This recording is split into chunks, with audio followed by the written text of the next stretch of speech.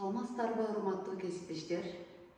Мен Чырматова Шахра Калмат Алыкулов мектебинин кыргыз тили жана адабияты мугалими болуп эмгектенем. Бүгүн мен сиздерге кыргыз тили сабагынан 5-класстарга муун жана анын түрлөрү деген темада сабак өтүп бермекчимин. Саламатсыңарбы балдар? Бүгүн бардыңар сабакка эң сонун даярдык менен келдик деп ойлойм. Балдар, алгач рет бүгүн сабакта маанайыбыз кандай экенин төмөнкү буйруктар аркылуу белгилеп алсак, эмесе мен өз маанайымды белгилеп өтсөм. Төмөнкү буйруктар аркылуу силерде өзүңөрдүн маанайлар кандай экендигин көрсөтүп өткүлө. Эмесе азаматсыңар балдар, маанайыбыз эң сонун экендигин аныктап алдык. Кандай эмесе балдар, сабакта колдонуусал эрежелерди кайталап алсак, бирин-бирин сыйлоо, кол көтөрүп сүйлөө, өз оюн айта билүү, бирөөнүн оюн уга билүү, вакытты туура пайдалануу, сабакка активдүү катышуу. Кандай эмесе балдар, сабакта колдонулчу алтын эрежелерди кайталап алсак, бири-бирин сыйлоо, кол көтөрүп сүйлөө, өз оюн айта билүү, бирөөнүн оюн уга билүү, вакытты туура пайдалануу, сабакка активдүү катышуу. Балдар, алган билимдерибизди текшерип алуу үчүн тесттик тапшырмаларды аткарсак, эмесе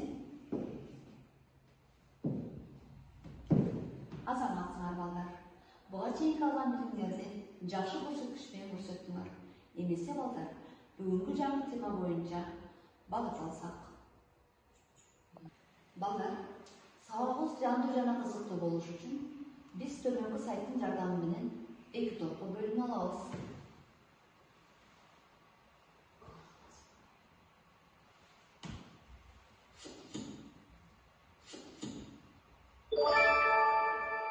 Азаматсыңар балдар, эмесе балдар, сабактын жүрүшүндө биз балоо критерийлери менен таанышып өтөбүз. Алгач өзүн балооду төмөнкү скрипка аркылуу баалайбыз өзүбүздү. Андан сырткары 2 топ учур шарчалары менен упай топтойбуз. Балдар, биз сабагыбыздын жүрүшүндө билгичтер жана тапкычтарды 2 топко бөлүнүп алдык. Эмесе балдар, баарыбыз төмөнкү экранга көңүлүбүздү бурабыз дагы табышмактын жандырмагын табабыз. Эмесе баарын тыңдап угуп тургула, үндүү менен үнсүз достошот, биригип сөздөр кошулат, кээде бирөө, кээде экөө, кээде үчөө жолугат. Бул эмне тапкылачы балдар? Азаматсыңар балдар. Демек, табышмагыбыздын жандырмагы муун. Кана балдар, баарыбыз дептерибизди ачабыз дагы чын Куран айынын 8 деп жазып, тема муун жана анын түрлөрү деп жазып алабыз дагы. Силер менен биргеликте сабагыбызга максат коюп алабыз. Балдар, сабагыбыздын максаты менен таанышып алабыз. Окуучулар муун жана анын түрлөрү боюнча билим алышат. Сөздөрдү муунга ажыратуу эрежелерин өздөштүрүшөт. Сөздөрдү туура муунга ажыратып, туура ташмалдоого көнүгүшөт. Эмесе балдар, күтүлүүчү натыйжа менен да таанышып алсак, окуучулар муун жана анын түрлөрү боюнча түшүнүп алышса, сөздөрдү муунга ажыратуу эрежелерин өздөштүрүшсө, сөздөрдү туура муунга ажыратып, туура ташмалдоого көнүгүшсө. Кана эмесе балдар, төмөнкү сүрөттөр аркылуу берилген табышмактын жандырмагын тапсак. Азаматсыңар балдар, бул табышмагыбыздын жолу китеп билим булагы. Эмесе экинчи тапкычтар тобу төмөнкү табышмактын жандырмагын табабыз. Азаматсыңар, билим өмүр чырагы. Эмесе балдар, төмөнкү экранда сүрөттөн бүгүнкү темага байланыштуу эмнени байкадыңар?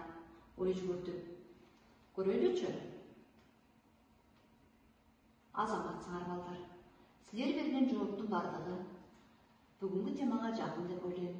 Анткени ат үй жаныбары болуп эсептелет. Ал эми сулуу жаратылыштын бир бөлүгү деп билсек болот. Балдар, ат жөнүндө сөз кыла турган болсок, биз атты күнүмдүк жумушта, жер айдоодо, жүк ташууда, узак жолго басууда, пайдаланабыз. Балдар, ат деген сөзгө муундук талдоо жүргүзө турган болсок, ат сөзү жабык муун боло алат. Себеби үндүү тыбыш менен башталып, үнсүз тыбыш менен аяктап жатат балдар. Бүгүнкү тема боюнча мен силерге маалымат берип өтсөм. Бүгүнкү тема боюнча силерге маалымат берип өтсөм. Бир жолку дем чыгаруу менен айтылган бир же бир нече тыбыш муун деп аталат. Кыргыз тилинде муунду үндүү тыбыштар түзөт. Анткени сөздө канча тыбыш болсо, ошончо муунга бөлүнөт. Андан сырткары балдар, муундун түрлөрү боюнча таанышып өтөбүз. Муундун түрлөрү кыргыз тилинде 3кө бөлүнөт. Ачык муун, жабык муун, туюк муун. Эмесе балдар, ачык муун жалаң гана үндүү тыбыш же үнсүз тыбыш менен башталып, үндүү менен аяктайт. Мисалы, а, та деген сөздөрүбүз ачык муунга мисал боло алат. Анда эмесе балдар, жабык муун үндүү тыбыш менен башталып, үнсүз менен аяктайт. Мисалы, ат, от, эт деген сөздөр мисал боло алат. Туюк муунга токтоло турган болсок балдар, үнсүз тыбыш менен башталып, үнсүз тыбыш менен аяктаса, туюк муун болот. Мисалы, бак, так деген сөздөрүбүз мисал боло алат. Балдар, дефтериңерди ачып, 251 көнүгүү деп жазабыз дагы, төмөнкү көнүгүүнүн берилиши менен таанышабыз. Сөздөрдү муунга ажыратып, дефтериңерге жазгыла, кандай муун экендигин айтып бериңер дейт. Карагылачы балдар.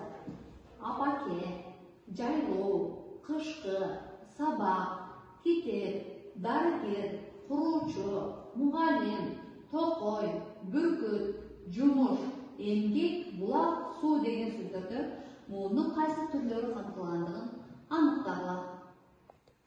Азаматсыңар балдар. Берилген тапшырманы туура жана так аткардыңар. Балдар, китебиңиздеги 252 көнүгүүнү карайбыз. Тексттин берилиши менен таанышып, дефтерибизге жазып, өз алдыбызча иштейбиз. Текстти окуп, сөздөрдү муунга ажыратып, кандай муун экендигин аныктагыла. Машина ээн жолдо куштар учуп бара жатты. Дүйнө чарк эмерилип, баары бизди утурлай жүгүрдү. Тал теректер саналбай, андан чыксак, ээн тала тоолор кошо жарышты. Беттен арылдап, шамал уруп турат. Жаш шыбак менен кызгалдактын жыты аңкып, аба толуп, биз көкүрөр кере жутабыз. Азаматсыңар балдар. Берилген текстти абдан сонун аткарыпсыңар. Кана окуучуларым, төмөнкү текстти окуп таанышып көрөлүчү. Бул текстибизде муундун түрлөрү камтылгандыгына көз чаптырабыз. Эмесе баарыбыз биргеликте чогуу окуйбуз. Сары Челек. Сары Челек көлү Аксай районунда жайгашкан. Мында көлдүн кооздугу Кыргызстандын атууларын гана суктандырбайт. Баса, биздин өлкө кооз бейиштүү жер экендиги талассыз. Сары Челек көлүн көрүүгө чет өлкөлүк эс алуучулардын келери да анык. Эс алуучулардын саны жылдан жылга өсүүдө. Азаматсыңар балдар, бул жерде муундун ачык, жабык, туюк түрлөрү камтылгандыгын байкадык. Балдар, бүгүнкү сабагыбызды бышыктоо үчүн төмөнкү сайттын жардамы менен алган билимдерибизди жыйынтыктап алабыз. Эмесе, барабанды айландырганында барабандын көрсөткүчү кайсы окуучунун сынынан туш келсе, ошол окуучу берилген суроого жооп берет.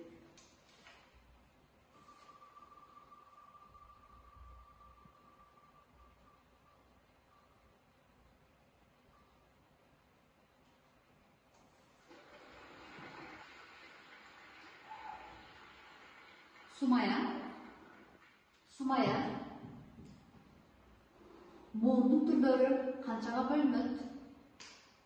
Азаматсың.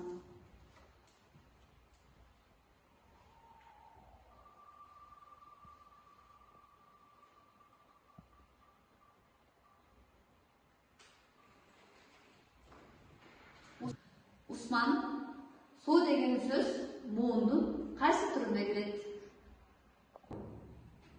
Азаматсыңар балдар, бүгүн сабагыбыздын аягында билгичтер тобу 10 упай, тапкычтар тобу 9 упай топтоп эң сонун көрсөткүчтү көрсөттүңөр. Ал эми өз алдынча иштөөдө 7 окуучубуз эң сонун көрсөткүч көрсөтүп бааланышты. Ал эми сабагыбызда өз алдынча иштөөдө 7 окуучу эң сонун көрсөткүч көрсөттү. Ал эми өз алдынча иштөөдө өзүн ал эми окуучуларыбыздын жетүүсү өзүн баалоодо эң жакшы деген баага татыктуу болушту. Эмесе балдар, деттерибизге төмөнкү сөздөрдүн үнсүз тыбыштар менен катар балдар, үйгө берүүчү тапшырма төмөнкү сөздөрдү көчүрүп, катар келген үнсүздөрдү муунга ажыратып, деттерибизге жазып келебиз. Эмесе, бүгүнкү сабакка көңүл бурганыңыздарга бердимиз да. Балдар, бүгүнкү сабагыбызда максатыбызга жеттик деп ойлойм. Эмесе, көңүл бурганыңыздарга чоң рахмат.